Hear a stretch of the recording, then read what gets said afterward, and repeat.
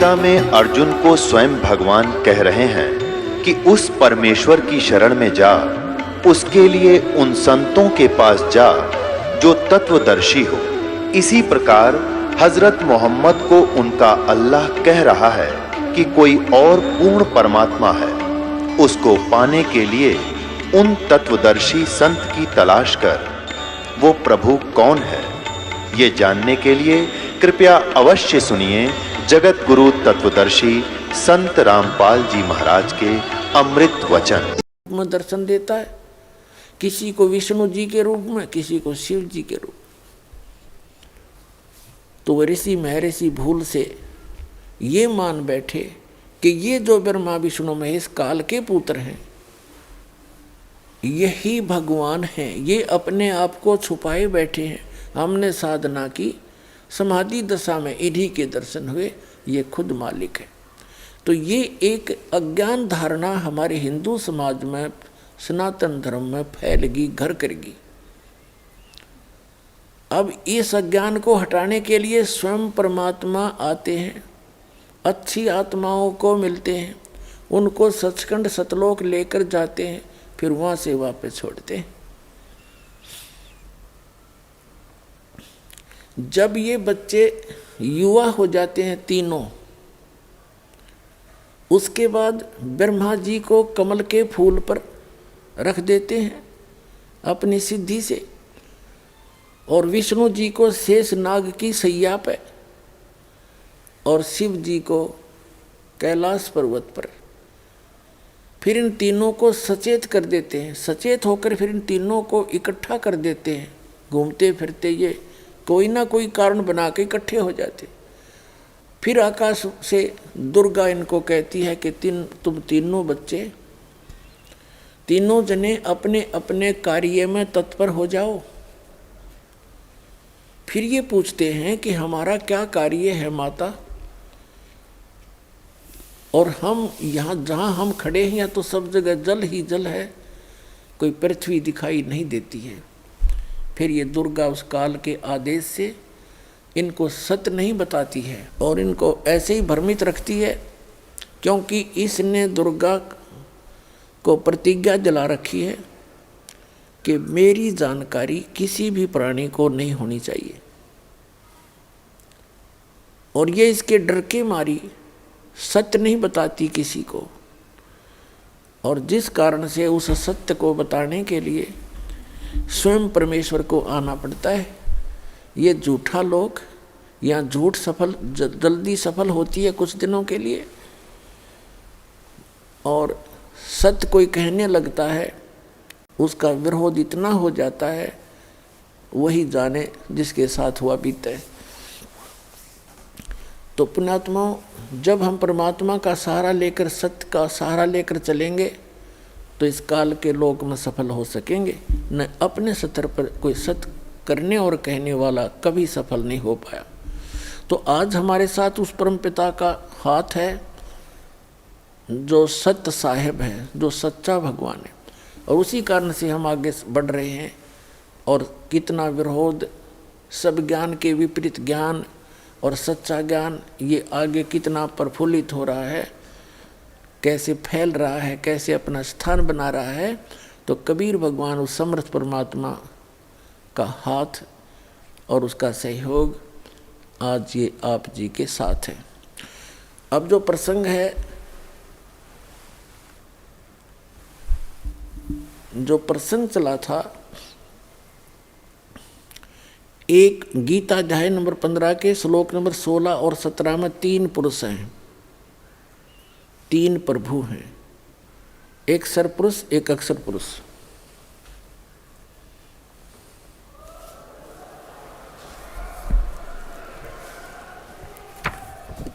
ये देखिएगा श्रीमद् भगवद गीता और जयदयाल गोविंद का इसके अनुवादक है। ये देखिएगा अध्याय नंबर 15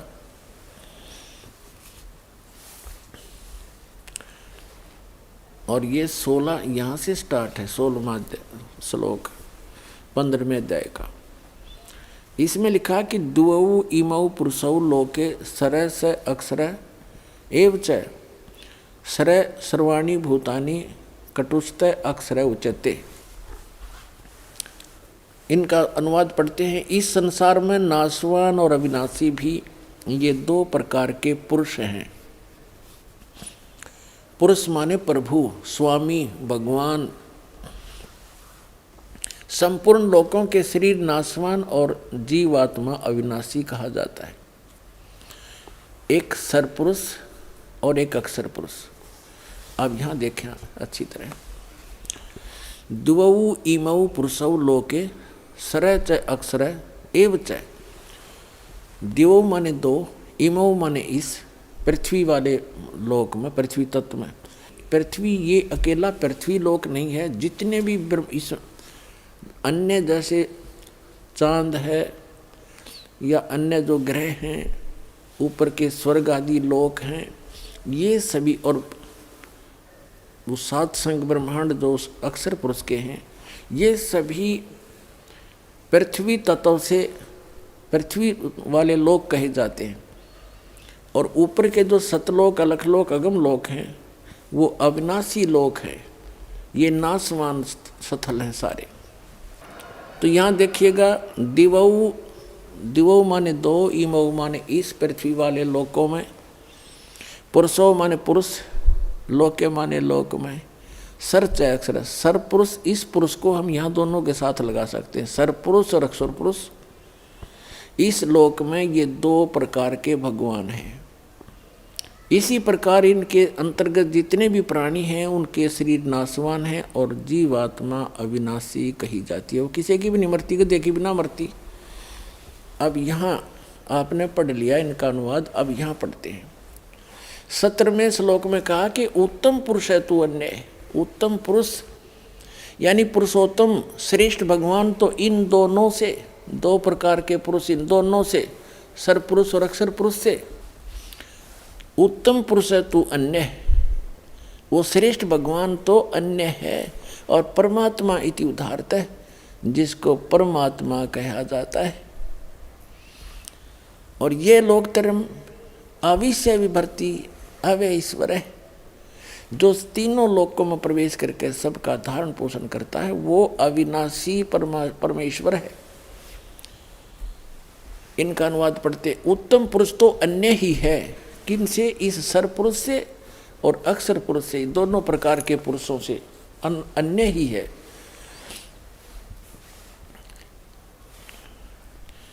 अन्य ही है जो तीनों लोकों में प्रवेश करके सबका धारण पोषण करता है। अविनाशी परमेश्वर परमात्मा इस प्रकार कहा गया है। अब इससे क्या सिद्ध हो गया? तीन पुरुष हैं, एक सरपुरुष, एक अक्षर पुरुष और एक इससे, इन दोनों से अन्य। वो परम अक्षर पुरुष कहो, उसे परम अक्षर ब्रह्म कहो, ये भी कंसेप्ट क्लियर करते हैं। अपनात्माओं 7वें अध्याय के 29वें श्लोक में, अध्याय नंबर 7,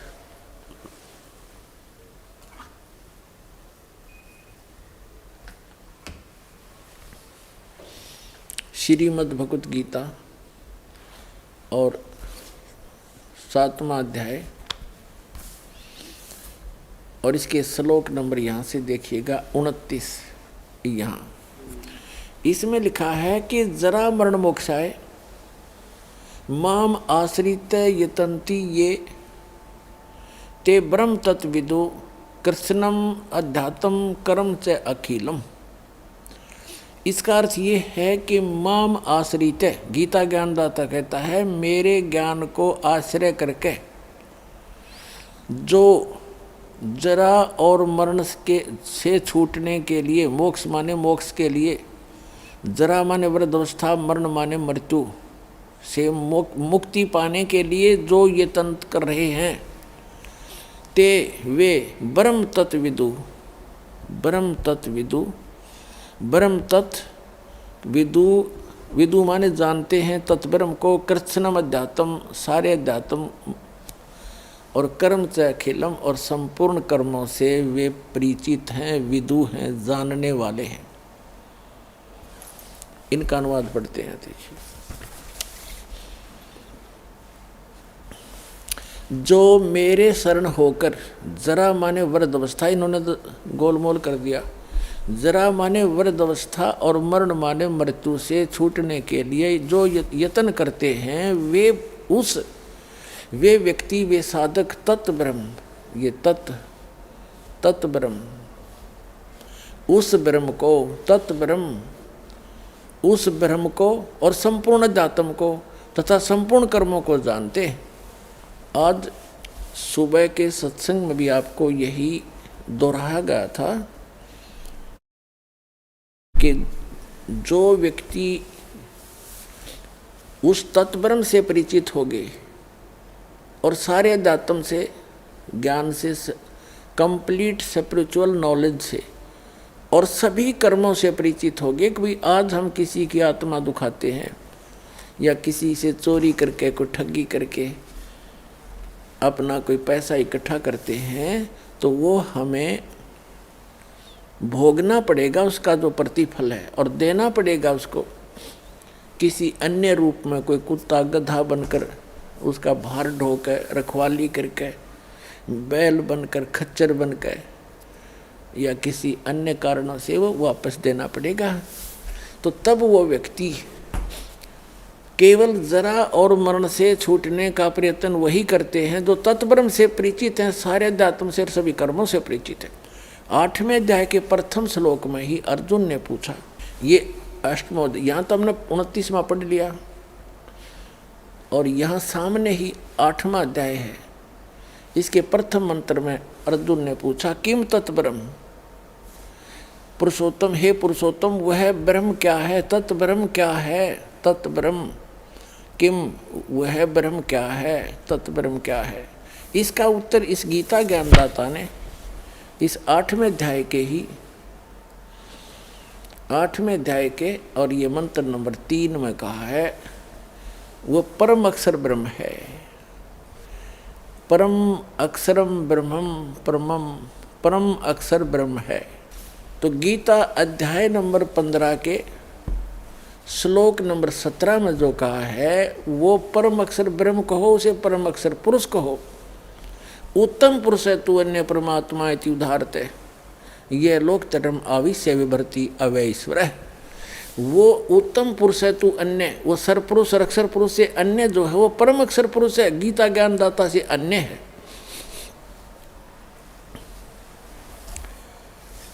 अब क्या बताया 8वें अध्याय के 13वें श्लोक में गीता ज्ञानदाता कहता है, देखिएगा ये 13वां श्लोक है 8वें अध्याय का। ओम इति एकाक्षरम ब्रह्म व्यवहारण माम अनुसमरण ये प्रियाति तजंदेहम स याति परमाम गतिम। माम ब्रह्म, मुझ ब्रह्म का, ओम इति एकाक्षरम, ओम यह एक अक्षर है, और उच्चारण करके सिमरण करता हुआ, ये प्रियाति तजंदेहम, जो शरीर छोड़कर जाते समय तक जाता है, शरीर छोड़कर जाता है, इसका ओम नाम का सिमरण करता हुआ, स याति परमाम गतिम, वह है ओम से मिलने वाली परम गति को प्राप्त होता है। सब इंद्रियों, ये तो इस बार 13वां इकट्ठा कर दिया, इसके साथ 12वें के साथ इसको जोड़ने की आवश्यकता नहीं। 13वां यहाँ से शुरू होता है, जो पुरुष ओम ओम इस एक अक्षर रूप ब्रह्म को उच्चारण करता हुआ, मां मुझ निर्गुण ब्रह्म का चिंतन करता हुआ शरीर को त्याग कर जाता है, वह पुरुष परम गति को प्राप्त होता। इस इन्होंने अनुवाद ठीक नहीं किया। ओम के जाप से कौन सी गति होती है? ब्रह्म लोक प्राप्त होता है। पुण्यात्मा, आप जी देखते हो कि जैसे आपके बच्चे हैं या आप भी पढ़े हो, हम भी पढ़े हैं, तो माता पिता ने हमारे को फ्री छोड़ दिया था कि बेटा और बेटियों तुम पढ़ो। किस लिए? उनको इतना ज्ञान हुआ था कि मेरे बच्चे पढ़कर अच्छे अधिकारी कर्मचारी लग जाएंगे और इनका जीवन सफल हो जाएगा। तो उसके लिए किसी ने 18, किसी ने 16 वर्ष, किसी ने 20 वर्ष ट्रेनिंग करके किसी ने 12 वर्ष, किसी ने 10 वर्ष, यानी कंप्लीट समर्पित होकर के वो शिक्षा ग्रहण की। और किस लिए की? 2 टाइम की रोटी के लिए और कार और कोठी के लिए। और ये अंत में ना ये कार कोठी साथ जाती है, और जिस परिवार को हम सुखी देखना चाहते हैं भगवान की भक्ति के बिना, हम अटकलबाजी लगाकर बेशक जी रहे हैं, पर कोई प्रोटेक्शन नहीं है आपके पास जब तक आप कबीर परमात्मा की शरण में नहीं आते हो। इनकी शरण में आने के बाद फिर आपको प्रोटेक्शन भी मिलेगा। तो कहने का भाव दास का ये है कि आप जी कितना समय लगाते हो और किस लिए? एक पेट के लिए, ओनली निर्वाह के लिए। चाहे बिजनेस में लगो तो भी शिक्षा मानते हो, शिक्षा होनी चाहिए, या कोई अधिकारी कर्मचारी बनो।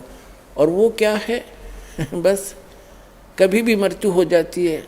एक व्यक्ति इकलौता पुत्र उसका, और उसने उसको बहुत अच्छा पढ़ाया, उसने HCS में सेलेक्ट हो गया, SDM लग गया, विवाह की तैयारी थी, 27 साल का लड़का था, विवाह के 10 दिन रह रहे थे, अपनी ही कार में आ रहा था, एक जोटा बुग्गी से टकरा गया और एट द स्पॉट ही मर गया, ख़त्म हो गया। वह 20-25 साल की वह पढ़ाई भाड़ में गई और कैर टूट गया न्यारा। और अब जो आप समय लगाओगे इस मालिक की चर्चा पढ़ने में, सुनने में, भक्ति करने में, आपको यहाँ भी सहारा देगा और आपका सदा के लिए सुख हो जाएगा, सतलोक चले जाओगे। आपको वो स्थान मिलेगा जैसे कि आप यहाँ शिक्षा ग्रहण करके एक छोटा सा रोजगार चाहते हो, अच्छी कोठी हो जा, गाड़ी हो जा, मस्ती मारे कितनी, और उस मस्ती का पता नहीं सेकंड के बाद क्या हो जाए। उसकी तरफ परमात्मा आपको डाइवर्ट करना चाहता है, क्योंकि अब आप शिक्षित हो गए। हमारे सदग्रंथ हमारे पास है। अब जो निर्णय करने दास जा रहा है, भावदास का कहने का ये है कि आप जी इसमें समय बढ़ाओ भगवान की तरफ, और इसके साथ आपके अन्य काम भी सफल होंगे, आपकी शिक्षा भी सफल होगी, आपकी रोजी रोटी का काम भी, कार्य भी जो है वो परमात्मा ही सफल करेगा। अब देखो, राजा भी जब अपने कर्तव्य से, अपने प्रयत्न से थक जाता है तो परमात्मा से अरदास करने जाता कहीं ना कहीं, और वो परमात्मा आपके साथ रहेगा तो 2 रोटी का तो झगड़ा आपका कति खत्म हो जाएगा। आपको ज़बरदस्ती देगा और पता नहीं कित का दे देगा, पर आपने थोड़ा सा समय भगवान की तरफ लगाना पड़ेगा। अब जो आपको कंसेप्ट क्लियर करना जा रहा है कि गीता अध्याय नंबर 8 के श्लोक नंबर 13 में कहा है, ओम इति एकाक्षरम ब्रह्म व्यवहारण माम अनुसमरण ये परियाति तजंदे हंस याति परमाम गतिम। मुझ ब्रह्म का एक ओम अक्षर है, उच्चारण करके सिमरण करता हुआ ये परियाति तजंदे हम जो शरीर त्याग कर जाता है, सयाति परमाम गति, वो ओम से मिलने वाली परम गति को प्राप्त होता है। इसमें ओम अक्षर ही है। तो अब गीता श्रीमद् देवी भागवत यानी देवी पुराण में देवी कंसेप्ट क्लियर करेगी। हिमालय राजा को ज्ञान देते हुए, ब्रह्म का स्वरूप बताते हुए कैसे निर्णय दे रही है, सुनिएगा, पढ़िएगा। ये है श्रीमद् देवी भागवत, गीता प्रेस गोरखपुर से प्रकाशित है।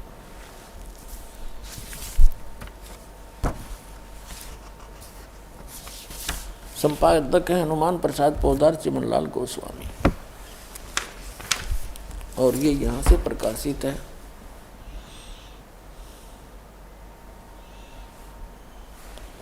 अब हम इसके 562 पृष्ठ पर आते हैं। तीसरा स्कंद है, ये 7वां स्कंद है।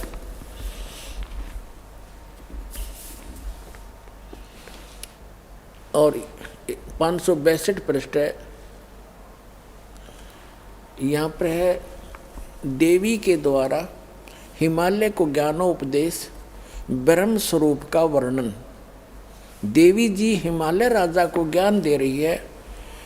श्री देवी जी ने कहने लगी, पर्वतराज उस ब्रह्म का क्या स्वरूप है यह बतलाया जाता है, जो प्रकाश रूप सबके अत्यंत समीप में स्थित हृदय रूप गुहा में स्थित होने के कारण गुहातर नाम से प्रसिद्ध, यहाँ आते आते यहाँ आ जाते हैं।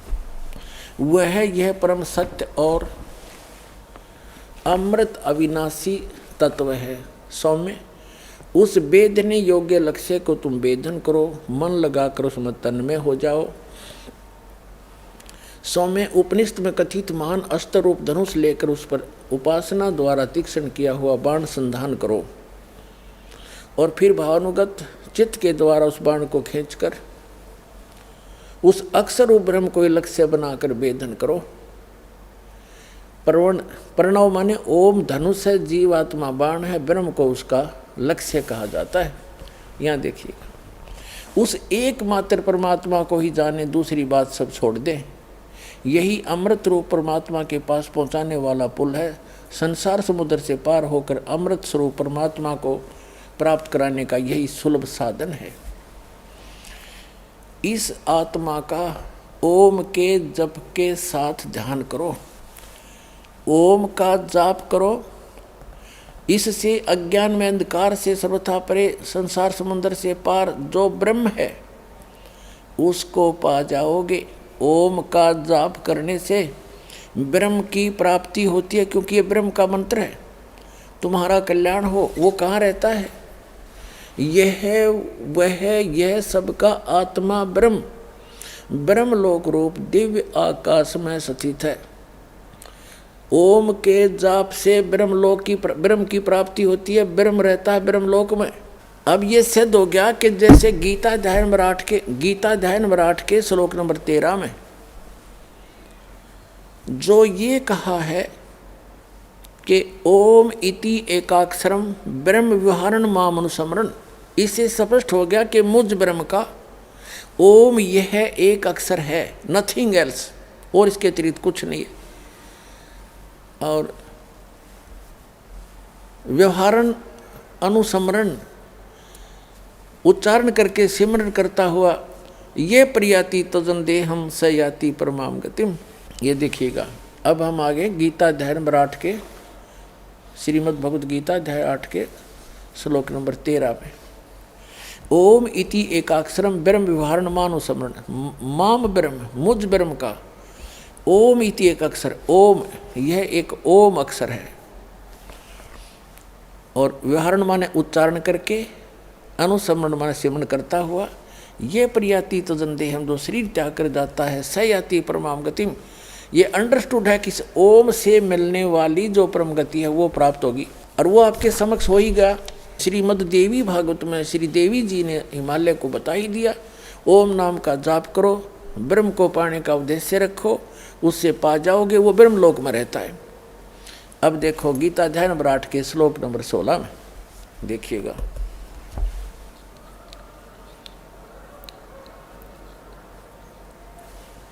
अध्याय नंबर 8 के श्रीमद् भगवद गीता अध्याय नंबर 8 के श्लोक नंबर 16 में, हे अर्जुन, ब्रह्मलोक पर्यंत सब लोग पुनरावृत्ति में हैं।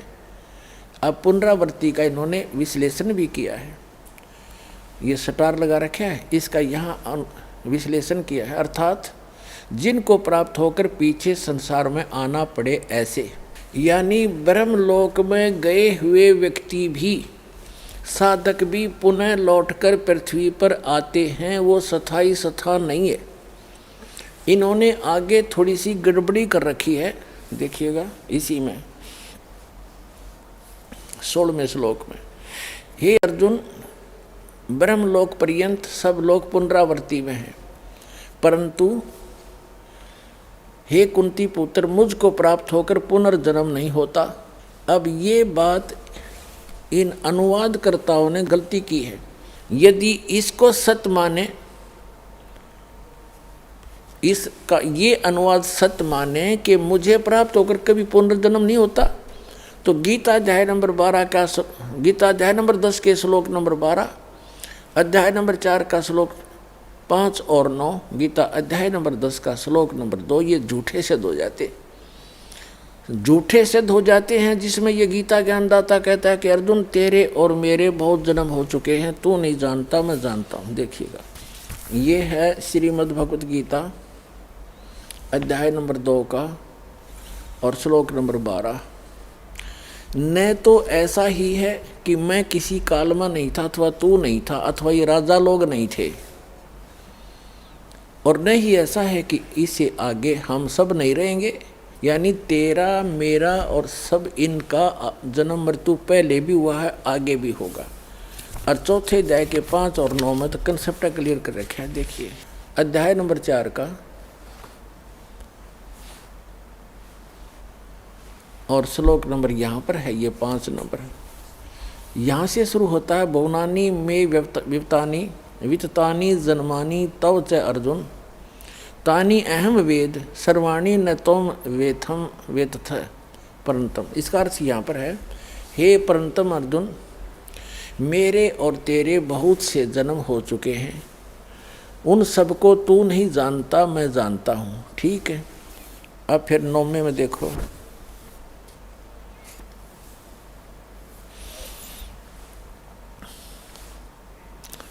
नौवें श्लोक में, मेरे जन्म और कर्म दिव्य हैं, अलौकिक है। ठीक है, जन्म तो है, इससे सिद्ध है कि इस गीता ज्ञानदाता की जन्म मृत्यु है।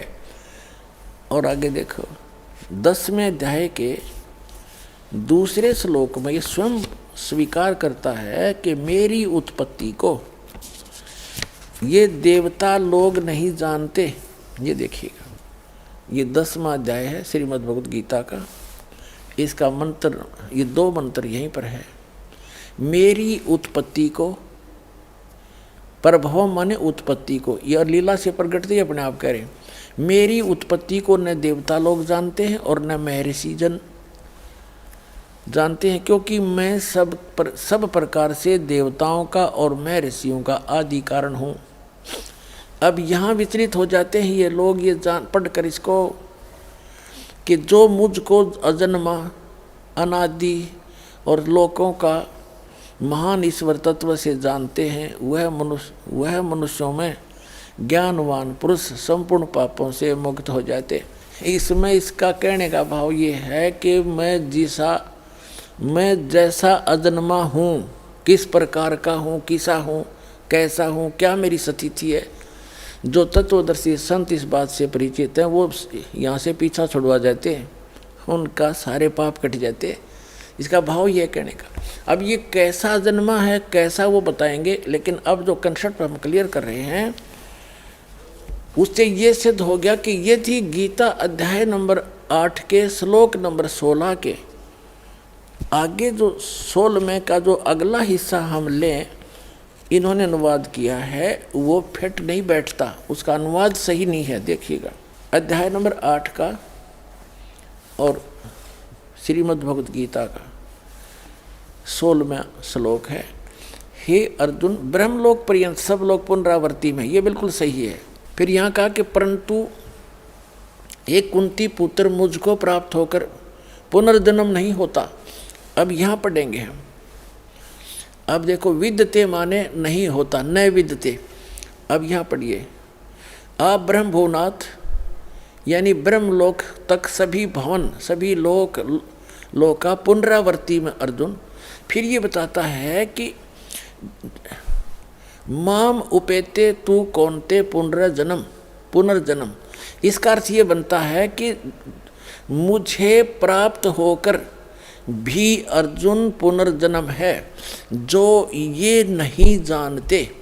विद माने केवल है नहीं होता, विद धातु का विद धातु से विद्धते बना है, विद माने जानना भी होता है। जो ये नहीं जानते कि ब्रह्मलोक में गए हुए प्राणी भी पुनरावर्ती में हैं, वो मुझे प्राप्त होकर भी उनका पुनर्जन्म है अर्जुन। मुझे प्राप्त होकर भी उनका पुनर्जन्म अर्जुन न विदते, जो इस बात को नहीं जानते कि ब्रह्मलोक तक भी सभी प्राणी पुनरावर्ती में हैं, वो मुझे प्राप्त होकर भी उनका पुनर्जन्म है अर्जुन, जो इस बात से परिचित नहीं है, जो नहीं जानते। जिनको ये ज्ञान नहीं, ये नहीं तो फिर ये वो 3 श्लोक झूठे सिद्ध हो जाते हैं, ये अनुवाद गलत है इनका। अब जो प्रसंग चल रहा है, अब ये तो कहा कि ओम नाम है इसका, और ब्रह्मलोक में गए हुए प्राणी भी पुनर्जन्म होते रही, जिसका खुद भी जन्म मृत्यु होता है। इसलिए गीता अध्याय नंबर 15 के श्लोक नंबर 16 में इसको सरपुरुष का है। सर माने नासवान, पुरुष माने ब्रह्म, प्रभु, स्वामी, ये नासवान है। और इसके अंतर्गत जितने प्राणी हैं, चाहे ब्रह्मा विष्णु महेश, जितने भी सब नासवान है, और इसकी खुद भी जन्म मृत्यु होती है। इसके कर्म और जन्म कैसे अलौकिक हैं, अब जो प्रसंग क्लियर करने जा रहा है दास, कि ये ब्रह्म केवल 21 ब्रह्मांड का स्वामी है, 21 ब्रह्मांड का, और ये स्वयं नासवान है। ब्रह्मांड आपको दिखा दिए, देखिएगा, ये एक ब्रह्मांड है, ये एक ब्रह्मांड है, ये सारा। इसमें जो ये स्थान है अलग से,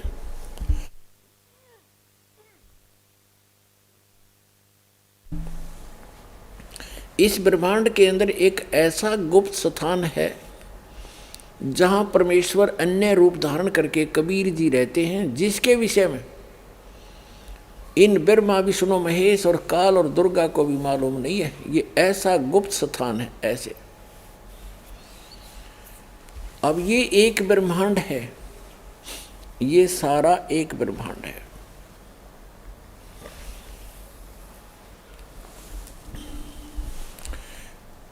ये एक ब्रह्मांड है। ऐसे ऐसे इस काल भगवान के 21 ब्रह्मांड है, सरपुरुष के, ज्योत निरंजन के।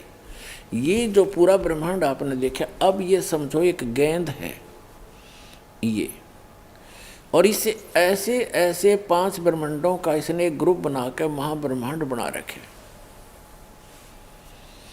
और ऐसे ऐसे 4 महाब्रह्मांडों में 20 ब्रह्मांड रोक रखे हैं। इसकी अतिरिक्त 21वां जो ब्रह्मांड है उसने यहाँ बनाया अलग से। ये वैसे समझाने के लिए, लिखने के लिए स्थान लेना पड़ा, नहीं तो ये इसी आकार के है, यू समझो सारा ही ऐसा आकार है इसका। और यहाँ एक तपतशिला है, ये 11वां द्वार है, ये 11वां द्वार है जो 21 ब्रह्मांड से पार कराएगा, जो परब्रह्म के लोक में पहुंचती है। ये भी एक भंवर गुफा, ऐसे गोल आकार के हैं, ये आगे जाते हैं। ये काल का निज लोक है, यहाँ स्वयं रहता है, इस रास्ते को रोके बैठा है, यहाँ विराजमान रहता है, ये अन्य रूप धारण करके। और ये तपतशिला जहाँ 1 लाख मानव शरीरधारी प्राणियों को पुण्य भून कर खाता है। अब ये ये इतना क्षेत्र है सरपुरुष का, ये इतना क्षेत्र है केवल सरपुरुष का, 21 ब्रह्मांड है। और ये देखिएगा, ये है कंप्लीट चित्र सारे ब्रह्मांडों का, ये है कंप्लीट चित्र सर्व ब्रह्मांडों का। ये देखिएगा।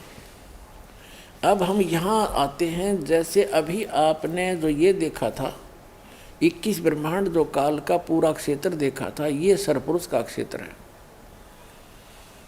ये वाला। और ये अक्षर पुरुष का है, ये इससे बाहर ये वाला। ये 7 शंख ब्रह्मांड हैं, ऐसे ऐसे 7 शंख ब्रह्मांड है। ये इतना क्षेत्र है, इतना। ये सरपुरुष और ये अक्षर पुरुष कहलाता है। इसको ब्रह्म, इसको परब्रह्म भी कहते हैं। और ये है परम अक्षर ब्रह्म, असंख्य ब्रह्मांड का स्वामी, जो इनके ऊपर भी मालिक है, इसके ऊपर भी मालिक है, सरपुरुष पे भी प्रभु है, अक्षर पुरुष के ऊपर भी मालिक है। ये है असंख्य ब्रह्मांड का स्वामी। ये सतलोक है, ये सतलोक, सत्यलोक कहो, सतलोक कहो, ये सारा कुछ। और इसके अतिरिक्त ये ब्रह्मांड हैं, यहाँ पर आप रहा करते थे।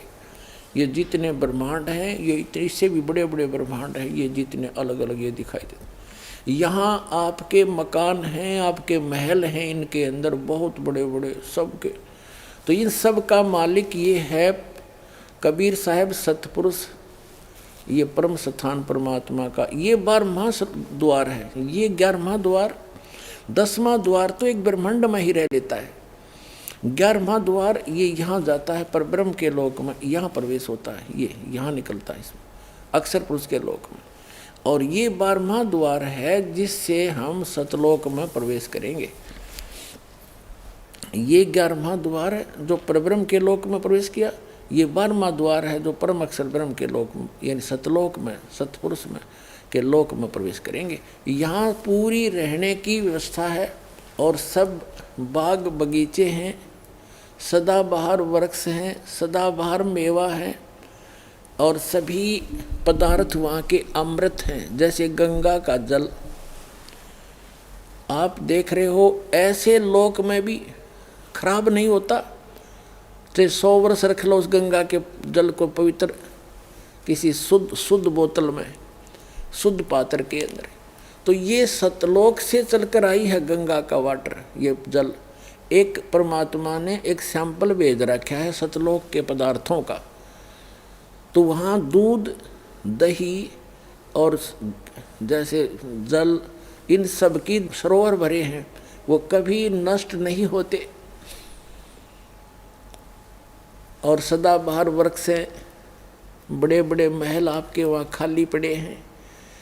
आपके ही महल के आसपास इतने बहुत बढ़िया सुंदर मेवा, हर तरह के भोजन आपकी रसोई में भरे पड़े हैं।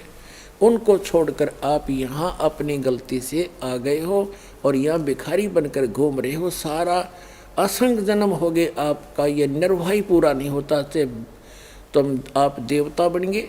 वहाँ भी यही व्यवस्था देवताओं के, वहाँ भी ऐसे राजा हैं, छोटे राजा हैं, बड़े देवता हैं। आम जनता जो स्वर्ग में वहाँ चले जाते हैं वो ऐसे ही रहते हैं वहाँ पर, और उनकी भी जन्म मृत्यु होती रहती है। अब ये स्थिति आपके सामने स्पष्ट कर दी। अब हम सिद्ध करेंगे कि जैसे बिन साहेब की बंदगी कहीं ठोर ठिकाना ना, ब्रह्मा विष्णु महेश नासवान, और ये सरपुरुष नासवान, अक्षर पुरुष भी नासवान, ये गीता जी ने स्वयं स्पष्ट कर दिया। लेकिन उत्तम पुरुष है तू अन्य परमात्मा इति उदाहरते, वो परमात्मा परम अक्षर ब्रह्म है जो इन दोनों से अन्य है, जो कभी मृत्यु में नहीं आता, वो अव्यय ईश्वर है, वो अविनाशी परमात्मा है। देखिएगा गीता अध्याय नंबर 2 के श्लोक नंबर 17 में, श्रीमद् भगवद गीता अध्याय नंबर 2 के श्लोक नंबर 17 में क्या स्पष्ट किया है। गीता अध्याय नंबर 2 के श्लोक 12 में इसने स्वयं स्पष्ट कर ही दिया कि अर्जुन तेरे और मेरे बहुत जन्म हो चुके हैं।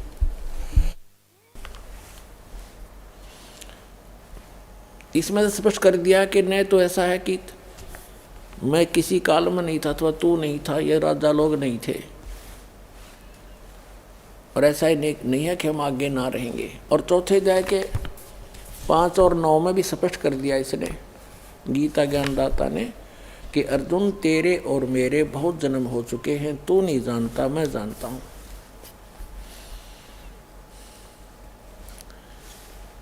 ये 5वां है, हे परंतम अर्जुन मेरे और तेरे बहुत जन्म हो चुके हैं, उन सबको तू नहीं जानता मैं जानता हूँ। और 9 में भी ऐसे ही कहा है, 4 के 9 में, मेरे जन्म और कर्म दिव्य हैं, ये याद रखना, जन्म और कर्म दिव्य हैं।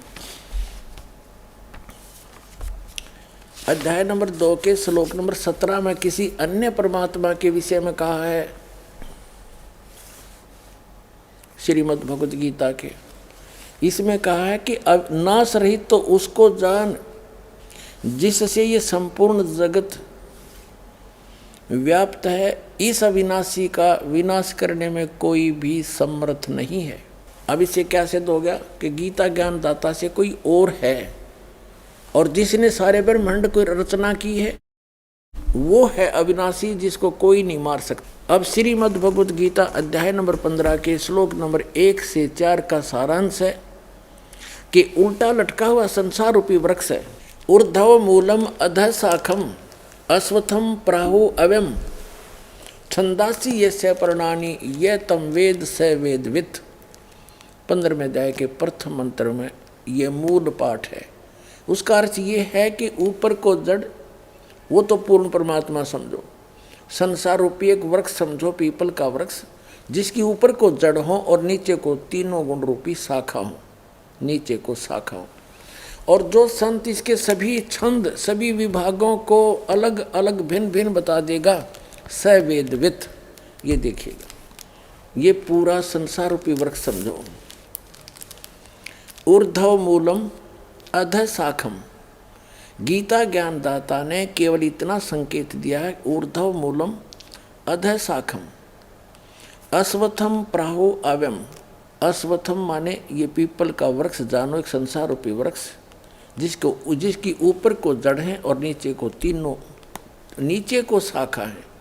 और छंदासी यस्य प्रणानी, जिसके सभी विभाग पत्ते आदि को यह तम वेद, जो जानता है उस अज्ञान अंधकार में छुपे हुए को, स वेदवित, वो तत्वदर्शी संत है, वह वेद के तात्पर्य को जानने वाला। तत्वदर्शी संत की पहचान भी बताई है। अब देखो तो पुण्यात्माओं, जैसा कि आपको बहुत बार बताया है, समझाया है, दिखाया भी है कि ऋग्वेद मंडल नंबर 9 सूक्त नंबर 86 86 मंत्र नंबर 26 और 27 में, ऋग्वेद मंडल नंबर 9 सूक्त 82 मंत्र 1 2 3 में, ऋग्वेद मंडल नंबर 9 सूक्त 54 यानी 54 के मंत्र नंबर 3 में, ऋग्वेद मंडल नंबर 9 सूक्त 20 मंत्र 1 में, ऋग्वेद मंडल नंबर 9 सूक्त 94 यानी 94 के मंत्र 1 में, ऋग्वेद मंडल नंबर 9 सूक्त 95 के 95 के मंत्र 2 में, ऋग्वेद मंडल नंबर 9 सूक्त 96 यानी 96 के मंत्र 16 से लेकर 20 तक। ये कंसेप्ट ये स्पष्ट किया हुआ है कि वो परमात्मा जो पूर्ण ब्रह्म है, सारी ब्रह्मांडों का रचनहार, वो ऊपर के लोकों में रहता है। भुवनो ऊपरी तिष्ठति, सब लोकों के ऊपर बैठा है और वहाँ से गति करके आता है, अच्छी आत्माओं को मिलता है और उनको ज्ञान से उपदेश देने के उद्देश्य से आता है और अपने अध्यात्म ज्ञान को, कंप्लीट स्पिरिचुअल नॉलेज को वो स्वयं ही बताता है। और वो एक कवियों की तरह आचरण करता है, लोकोक्तियों के माध्यम से, कविताओं के माध्यम से, कविताओं से वो ज्ञान प्रचार करता है, यानी पद्य भाग में। और जिस कारण से वो एक प्रसिद्ध कवियों में से भी एक प्रसिद्ध कवि की भी पदवी प्राप्त करता है, लेकिन वो स्वयं खुदा होता है, खुद अल्लाह होता है, खुद भगवान होता है। वो सारी सृष्टि का रचनहार होता है। अपने द्वारा रची हुई सृष्टि को ठीक ठीक वो स्वयं ही आकर बताता है। तो उस परमात्मा ने आकर फिर कंप्लीट स्पिरिचुअल नॉलेज दिया है, वो सूक्ष्म वेद कहलाता है, जिसको इस काल ने छुपा दिया था। उसमें भगवान ने स्वयं बताया है कि कबीर अक्षर पुरुष एक पेड़ है और सरपुरुष वा की डार, ज्योत निरंजन कहो, काल कहो, सरपुरुष कहो, ब्रह्म कहो, सर ब्रह्म कहो, सरपुरुष वा की डार और तीनों देवा शाखा हैं, ये पात रूप संसार। उस परमेश्वर ने ये अध्यात्म ज्ञान, ये तत्व ज्ञान स्वयं आया बताया और वो एक तत्वदर्शी संत की भूमिका भी करते हैं, एक अच्छे दास की भूमिका भी करके हमें दिखा के जाते हैं। भाई यहाँ के इस झूठे यश की, इस झूठी महिमा के लालच में अपना जीवन नाश मत करना, लोक लाज से बचकर रहना। जैसे कोई कितना ही अच्छा राजनेता हुआ है या कोई अच्छा कोई राजा हुआ है, उसने अच्छे नेक काम किए, क्योंकि अच्छे आदमी का स्वभाव अच्छा ही होता है, वो पूर्व जन्म के संस्कार होते हैं, पूर्व जन्म के संस्कारों से वो राजा बनता है या कोई अच्छा राजनेता बनता है, धर्म नेता बन जाता है।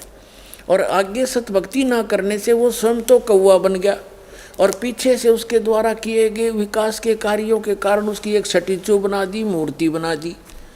एक वर्ष में एक दिन उसका पानी पात मार कर, धो धा कर, धूप धाप दे के, माला डालावें वो उसकी पार्टी वाले, और वो कौवा बन कर उसी के ऊपर बैठ कर माथे पर बीट करने लग रहा है। परमाने तो ये बताया है, मन तू सुखे सागर बसरे और ना ऐसा यश रे। उस सतलोक में चल भाई, इससे बढ़िया तेरा और कोई यश नहीं, कोई महिमा नहीं। यहाँ की फोकट महिमा है। आज राजा है, कल गधा बन जाएगा, बता के महिमा हुई यहाँ की। तो इस लोक लाज से हटकर साधु संत अपने परमात्मा के ज्ञान के आधार से अपना जीवन निर्वाह किया करते हैं, अपनी मर्यादा में चलते हैं और अपनी भक्ति को बचा कर रखते हैं। तो उस परमात्मा ने स्वयं एक अच्छे दास की भूमिका, अच्छे नागरिक की भूमिका, अपना काम करके खाना, कर्तव्य नेक काम करना, साथ में भगवान की भक्ति भी करके दिखाई। और भगवान तो वो थे ही थे, सारे ब्रह्मांड चला रहे थे बनारस में बैठकर। तो उन्होंने बताया है कि अक्षर पुरुष एक पेड़ है, सरपुरुष वाकी डार और तीनों देवा शाखा है, ये पात रूप संसार। अब जड़ कौन है, वो इस दास को भेजा है वो मूल बताने के लिए। एक मूल कौन है ये देखिए, ये ऊर्ध्व मूलम अधः शाखम। ऊर्ध्व माने ऊपर को, मूल माने जड़ और नीचे को शाखा वाला। ये गीता ज्ञान दाता ने सिर्फ इतना बताया है।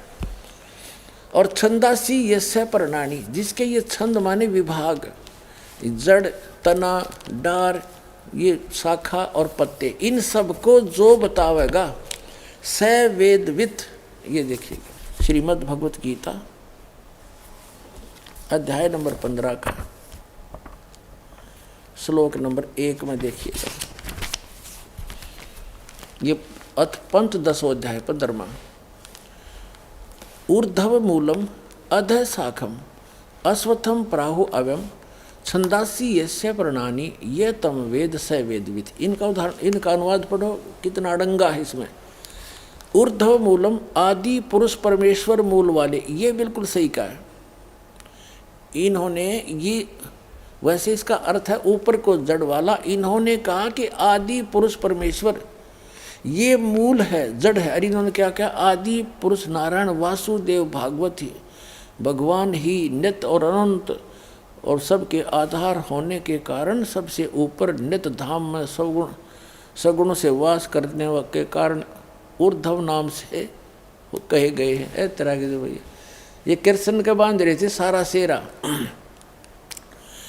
ये है आदि पुरुष परमेश्वर, ये बिल्कुल ठीक है। ये आदि पुरुष परमेश्वर कौन है, ये श्री कृष्ण नहीं है। यहाँ भूल लग रही थी इनको, ये श्री कृष्ण जी को मान रहे थे कि ये आदि पुरुष परमेश्वर है।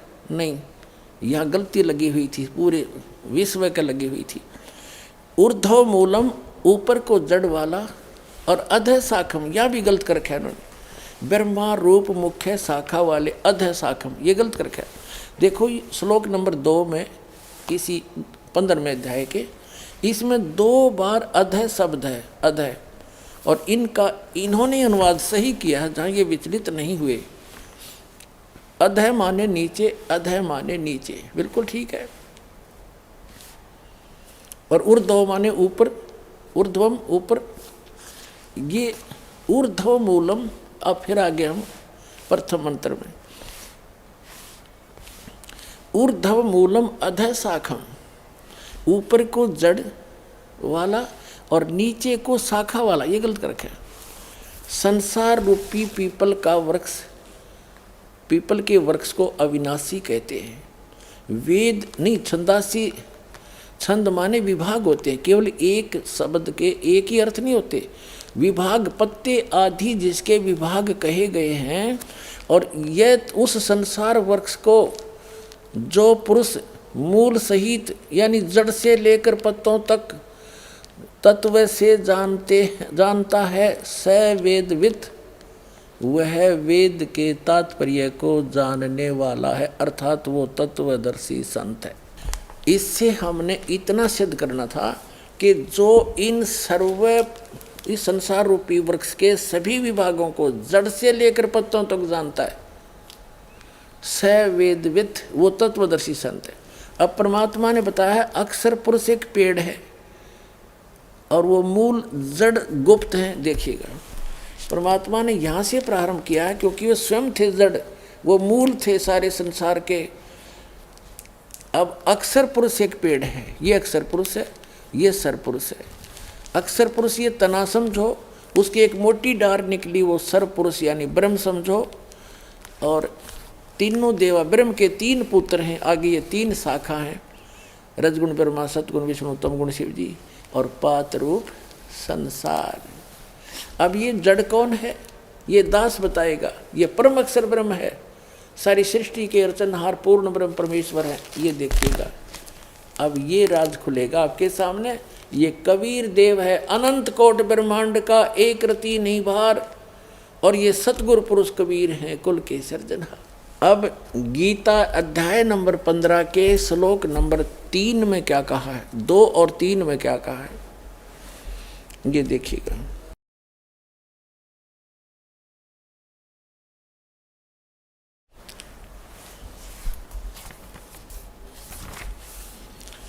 अब ये एक आपने पढ़ लिया, ये स्पष्ट हो गया, ये आपने पढ़ लिया सारा। अब दूसरे हम देखते हैं, उस संसार वृक्ष की तीनों गुण रूप, रजगुण ब्रह्मा, सतगुण विष्णु, तीनों गुण रूप, ये जल से बड़ी हुई नहीं।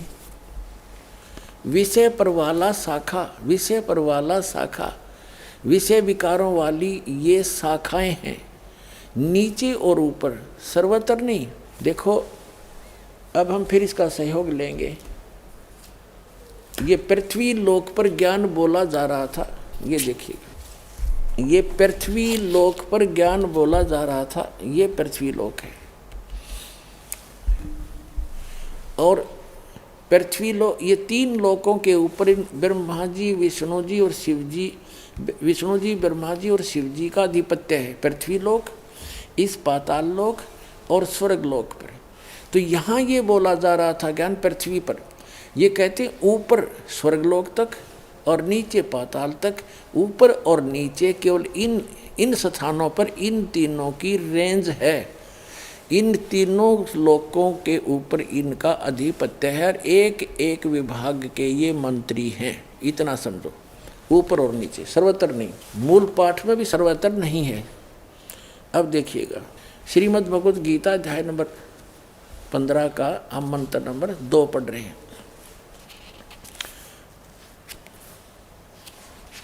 ये यहां से शुरू हुआ है। अध्याय नंबर 15 का श्लोक नंबर 2। उस संसार वृक्ष की तीनों गुण रूप, रजगुण ब्रह्मा जी, सतगुण विष्णु जी, तमगुण शिव जी। पहले ये क्लियर करते हैं। ये देखिएगा, मार्कंडेय पुराण आपको दिखाते हैं। ये मार्कंडेय पुराण है और गीता प्रेस गोरखपुर से प्रकाशित है।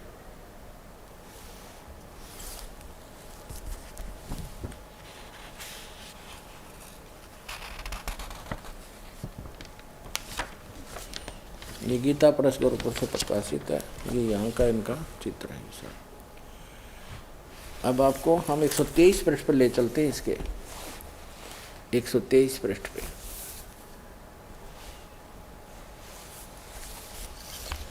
संक्षिप्त मार्कंडेय पुराण, या मार्कंडेय जी बोल रहे हैं। मार्कंडेय जी बोले, मुने, ये सब कुछ बताते बताते इसके सामने आ जाते हैं। यहाँ रजोगुण प्रधान ब्रह्मा, इस तरह स्वयंभू परमात्मा की 3 अवस्थाएं होती हैं। रजोगुण प्रधान ब्रह्मा, तमोगुण प्रधान रुद्र, सत्व प्रधान विश्वपालक विष्णु हैं। यही 3 देवता हैं और यही 3 गुण हैं। अब ये स्पष्ट हो गया कि रजगुण ब्रह्मा, सतगुण विष्णु, तमगुण शिव जी, इन 3 देवता कह लो और चाहे 3 गुण कहो। इससे बढ़िया कंसेप्ट जो मार्कंडेय पुराण में है शायद ही कहीं होगा। एक और दिखा दे। यह है श्रीमद् देवी भागवत यानी देवी पुराण, हिंदी टीका सहित। ये खेमरा श्री कृष्ण दास प्रकाशन मुंबई से प्रकाशित है।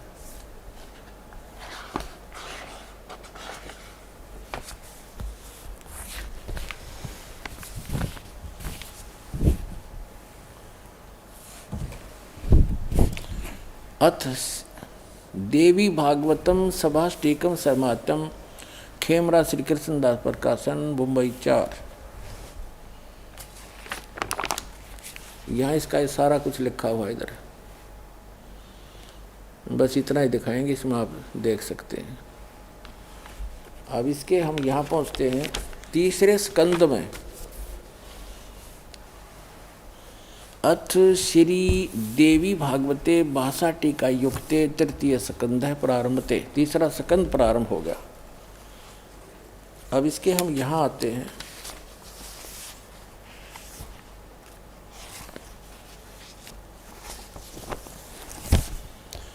भगवान ये है अध्याय 11 पृष्ठ नंबर 11 और भाषा टीका तृतीय स्कंद अध्याय 5 में। यहाँ 8वां श्लोक है। भगवान शंकर के अपनी माता दुर्गा की महिमा सुनाते हैं। हे माता, यदि हमारे ऊपर सदा आप दया युक्त हो तो हमको तमोगुण में किस प्रकार प्रदान किया, और ब्रह्मा रजोगुण और हरि यानी विष्णु को सतोगुण युक्त किए, क्यों युक्त किए। अब ये बीच में संस्कृत आ जाती। अब हम संस्कृत पढ़ेंगे। ये 7वां श्लोक समाप्त हुआ, 8वां प्रारंभ होता है। यदि धर्मना न सदाम्बिके कथम अहम विहित च तमोगुण, मुझे तमोगुण क्यों बना दिया। कमल जय, कमल से उत्पन्न होने वाले ब्रह्मा जी को रजोगुण संभव, रजोगुण क्यों उत्पन्न किया। और सुवित किमु सतोगुण हरि, और विष्णु जी को सतोगुण क्यों उत्पन्न कर दिया, क्यों बना दिया आपने। इति सिद्धम रजोगुण ब्रह्मा सतगुण विष्णु तम गुण शिव जी। फाइनल हो गया। अब हम फिर आते हैं श्रीमद् भगवद गीता अध्याय नंबर 15 के श्लोक नंबर 2 पर। अध्याय नंबर 15 श्रीमद् भगवद गीता और अध्याय नंबर 15 का श्लोक 2। उस संसार वृक्ष की, इस पर हमने पढ़ दिया, ऊपर को जड़ वाला नीचे को शाखा वाला, ये पीपल का वृक्ष है आदि पुरुष परमेश्वर। तो यहाँ बताया कि जो अब गीता ज्ञान दाता ने ऊपर को जड़ नीचे को तीनों गुण रूपी शाखा, बस इतना बताया है। उसके उस बाकी शेष जानकारी के लिए उसने स्पष्ट कर दिया कि जो सारे विभागों को बताएगा वो तत्वदर्शी संत है। चौथे अध्याय के 32वें श्लोक में गीता ज्ञानदाता कहता है कि अर्जुन, उस परमेश्वर ने, उस परम अक्षर ब्रह्म ने, सच्चिदानंद घन ब्रह्म ने स्वयं आकर के अपने मुख कमल से जो ज्ञान दिया है, यज्ञों की जानकारी जो दी है, यज्ञ माने धार्मिक अनुष्ठान, वो विस्तार के साथ कही है। उसमें वो तत्व ज्ञान है। चौथे अध्याय के 34वें श्लोक में कहा कि उस तत्व ज्ञान को तू तत्वदर्शी संतों से जाकर समझ, यानी गीता ज्ञान दाता उस तत्व ज्ञान से परिचित नहीं है। और उनको दंडवत प्रणाम करने से, कपट छोड़कर नम्रता पूर्वक प्रश्न करने से वो तत्वदर्शी संत तुझे उस तत्व ज्ञान का उपदेश करेंगे। अब उस तत्वदर्शी संत की पहचान बताई है 15वें अध्याय के प्रथम मंत्र में, कि जो ऊपर को जड़ और नीचे को शाखा वाला, जो एक संसार रूपी पीपल का वृक्ष अविनाशी कहा गया है, जो इसके सभी छंद सभी विभागों पत्तों सहित जानता है, सवेदवित, वो तत्वदर्शी संत है।